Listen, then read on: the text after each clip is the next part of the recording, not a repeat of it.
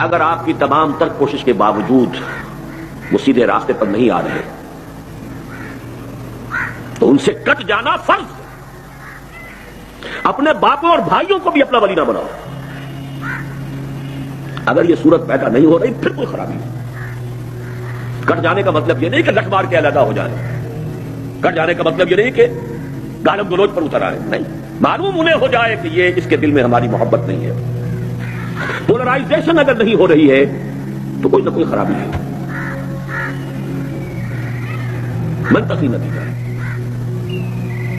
ان کے غلط دور و اطوار بھی ہوں، ان کے غلط چال چلن بھی ہوں، ان کی زندگی کے غلط رخ بھی ہوں، اور آپ کی محبتیں بھی جو کی توں قائم ہوں اور آپ کی شفقتیں بھی جو کی توں قائم ہوں. تو یا تو آپ میں اللہ کے لیے حمیت اور غیرت نہیں ہے، یا ان کی محبت آپ کے دلوں میں اللہ کی محبت سے زیادہ ہو گئی ہے. تیسری کوئی شکل نہیں. غیرت کا تقاضا ہے. جن لوگوں نے اللہ کے سوا اوروں کو کارساز بنا رکھا ہے ان کی مثال مکڑی کی سی ہے کہ وہ بھی ایک طرح کا گھر بناتی ہے، اور کچھ شک نہیں کہ تمام گھروں سے کمزور مکڑی کا گھر ہے. کاش یہ اس بات کو جانتے. یہ جس چیز کو اللہ کے سوا پکارتے ہیں خواہ وہ کچھ ہی ہو، اللہ اسے جانتا ہے اور وہ غالب ہے، حکمت والا ہے.